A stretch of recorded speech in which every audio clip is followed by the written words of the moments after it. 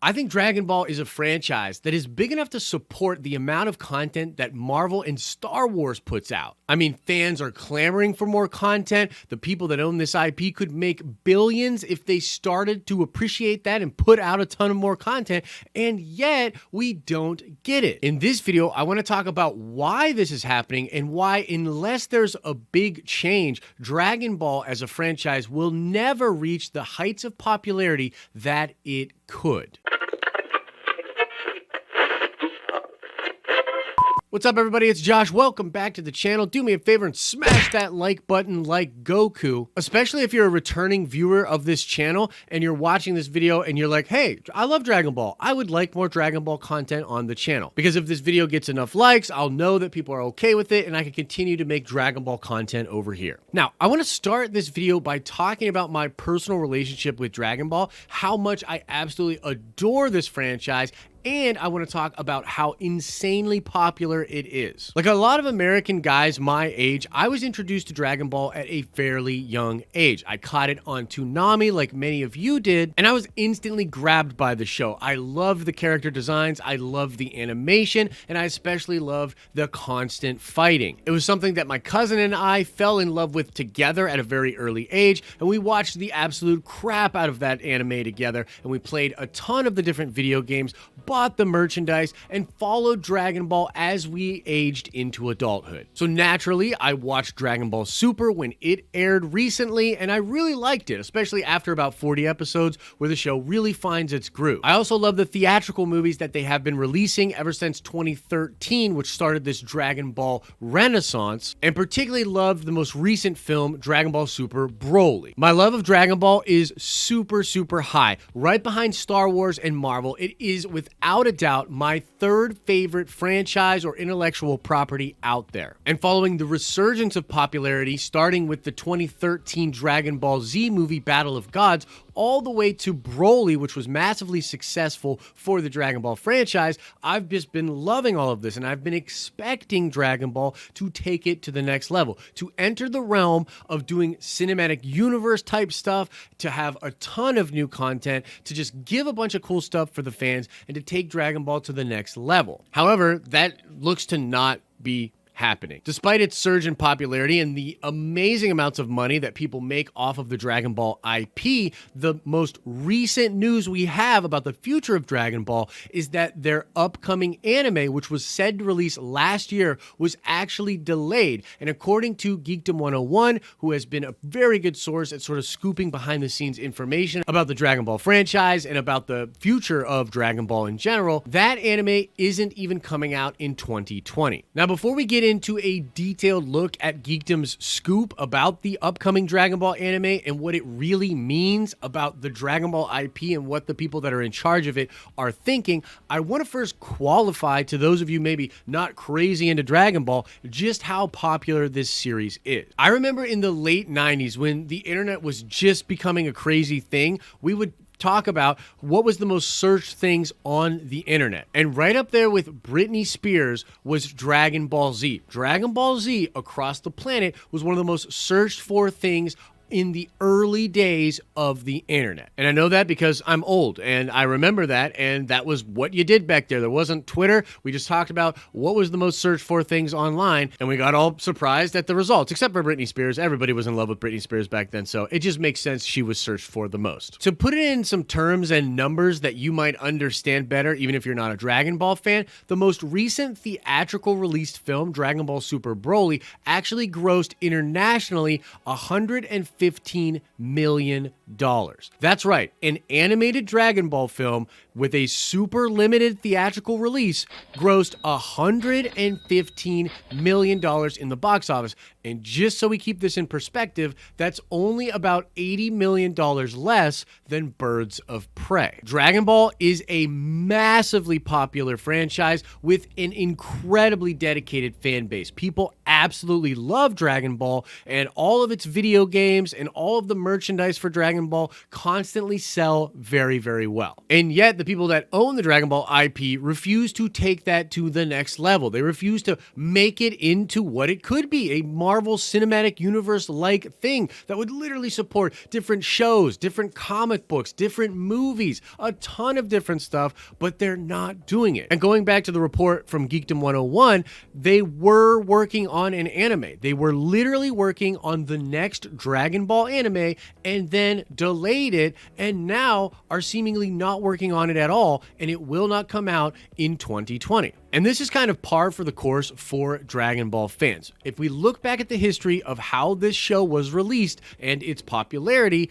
it's pretty clear that there's a super big disconnect between the Japanese companies that own this IP and the international marketplaces that are eating up all of the content. The original series ran in the late 80s to the late 90s. There were also 17 different Dragon Ball movies that ran from 89 all the way up until 1996. Now, the show originally ran for a much shorter time just in Japan, but then was syndicated out to a bunch of international marketplaces with different dubs. There was also a spin-off of Dragon Ball Z called Dragon Ball GT, which also ran for several years, starting in 1996 and ending in 1997. That show only ran for 64 episodes, and it's important to note that it was not written by series creator Akira Toriyama. But basically, folks, ever since the late 90s, all the way up until 2013, there was absolutely no new Dragon Ball content. I mean, there were a few movies, TV specials, and things coming out, but not nearly the amount of content that was happening between the late 80s and 90s. Starting in 2013, there was a big resurgence of Dragon Ball, all beginning with the new movie, Dragon Ball Z: The Battle of Gods. A couple of years after that very popular movie came out, they did indeed do a new Dragon Ball anime called Dragon Ball Super. And this show ran between 2015 and 2018. I say all of that to tell you, as Dragon Ball fans, we have become accustomed to having this lack of content, to having these massive droughts in between the content that we get when it comes to Dragon Ball. And as I just said, their most recent movie made a ton of money, $115 million.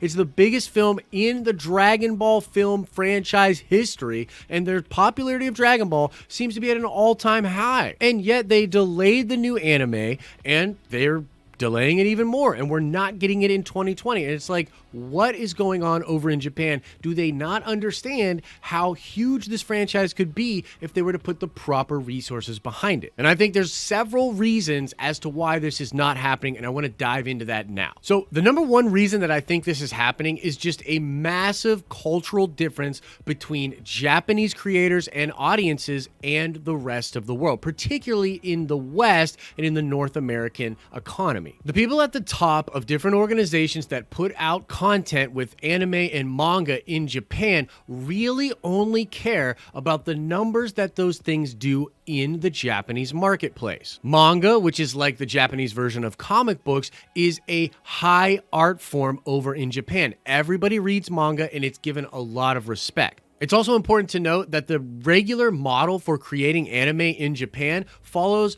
the manga. So basically, most properties are started as a manga. They're written as sort of the Japanese comic books and then later adapted to an anime.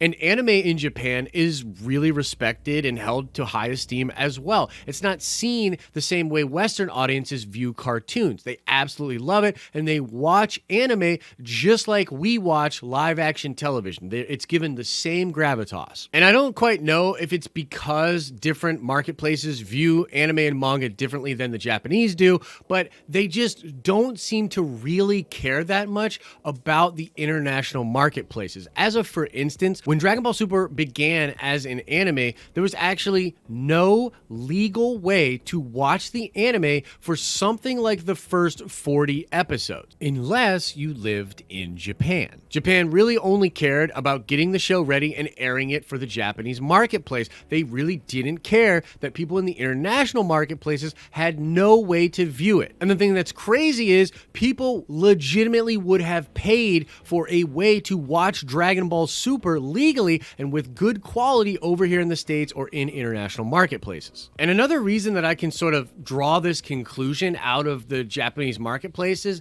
is because when you look at the animes that replace Dragon Ball Super or the animes that animation teams are put on instead of working on Dragon Ball Super, all of these animes and mangas are extremely popular to the Japanese audiences, but I think it's very clear that most of them do not hold the same water in international marketplaces. Like, basically what I'm saying is some of these animes do very well in Japan, but there's no evidence to support that those animes would do just as well in international marketplaces, particularly compared to Dragon Ball. I mean, Dragon Ball makes buku bucks in the States, in Europe, all over the world, and these other animes just simply don't, and yet they get put over top of Dragon Ball as far as priority is concerned in Japan. And by the way, I totally understand that there are a lot of cultural differences between the West and Japan, and I'm not suggesting that they're doing it wrong or that they're behind the times or anything like that. I'm simply pointing out the fact that the cultural differences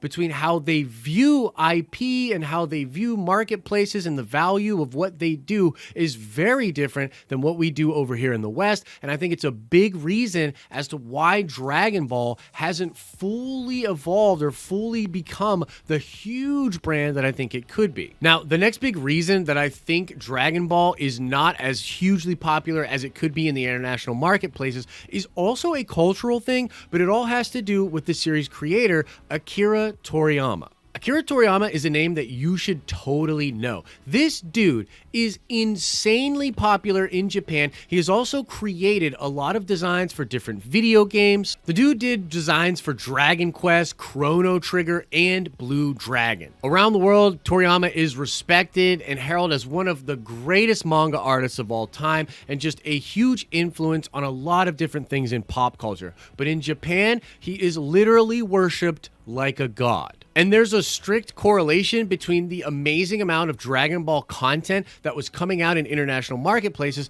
and when Akira Toriyama was grinding on Dragon Ball particularly. Pretty much from 1984 to 1995, this dude just wrote and drew Dragon Ball, the manga. And like, that was a serious freaking grind. And from that manga, we get the literal Dragon Ball anime, and then of course, Dragon Ball Z, and all of that being syndicated around the world. But remember Dragon Ball GT, that anime that I told you was developed without Akira Toriyama's writing? Well, that anime was really considered to be a fall from grace from the glory days of Dragon Ball Z and kind of considered a failure by a lot of the Japanese. And they view the fact that Toriyama was not involved in creating the story as a big reason as to why this happened. And that belief system has manifested itself into a way where now, unless they get the blessing of Akira Toriyama, the people that own the Dragon Ball IP are very reluctant to move forward with anything new Dragon Ball. In fact, in his most recent update video talking about the situation with the upcoming Dragon Ball anime,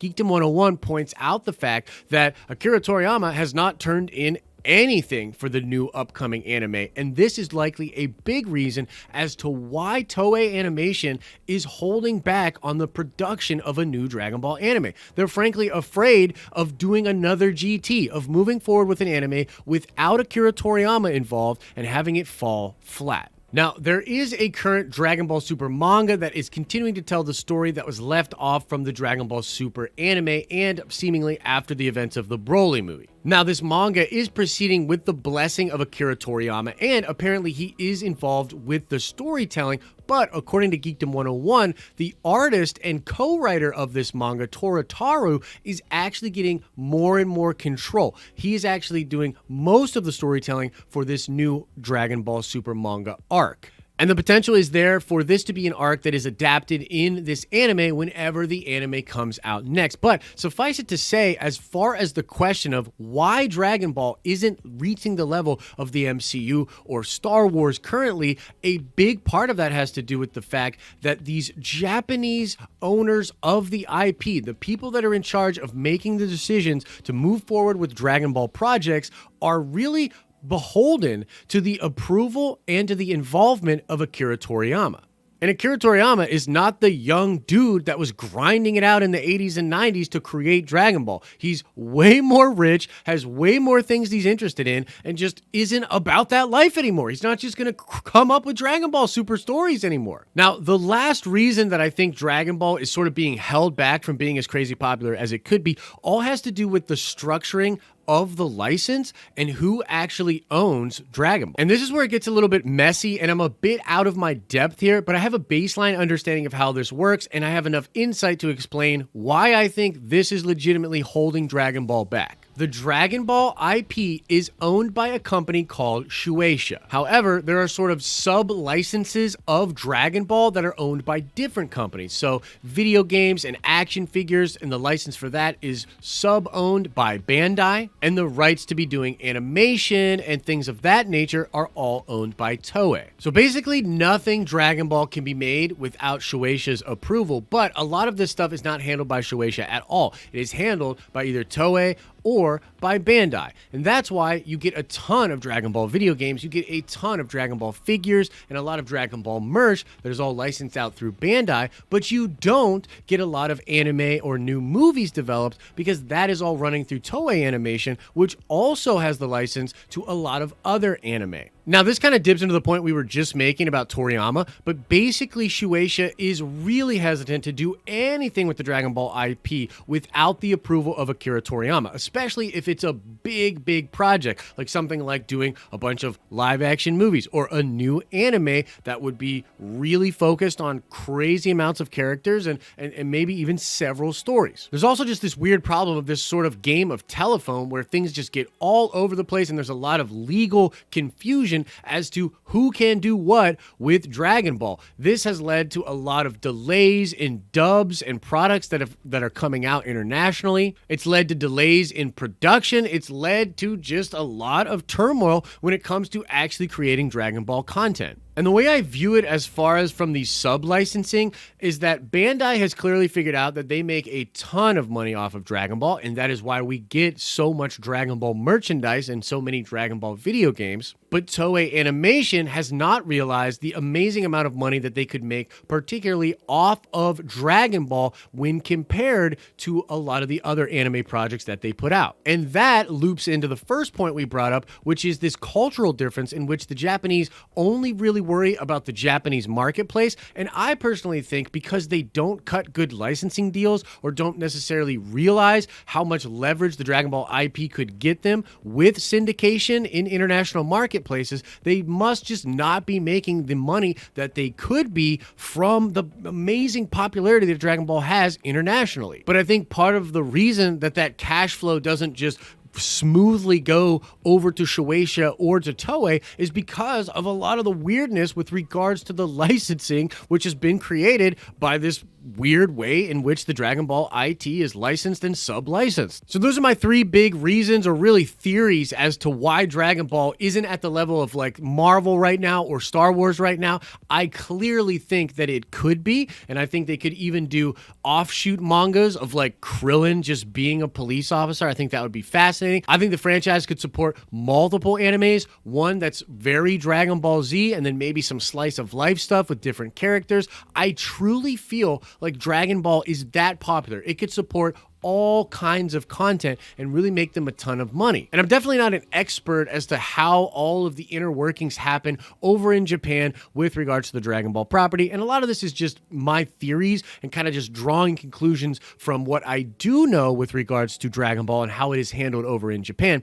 But I don't know if this will really change as long as Akira Toriyama is around, as long as the people at Toei and Shueisha refuse to move forward without Toriyama's blessing, and as long as Toriyama is not really interested in continuing to create and harbinge all this new Dragon Ball stuff. However, if the new manga writer and artist Torotaro gets the overall blessing from Akira Toriyama as sort of the new brand ambassador for Dragon Ball, it is possible that we get a ton of new Dragon Ball stuff and really push Dragon Ball into the stratosphere of popularity that I think it deserves. I hope you enjoyed my thoughts, my speculation, and my reasoning as far as why Dragon Ball is not at the level of Marvel and Star Wars right now. If I got some stuff wrong, if you're an expert out there with Dragon Ball, please feel free to correct me in the comments section. And again, if you liked this video and you want to see more content on this channel about Dragon Ball, like getting into some of the actual stuff within the universe, talking about that kind of stuff, I would love to make that content. So let me know that you like it and that you want me to do that by smashing this like button. And now I want to shout out Brutal Bear 64.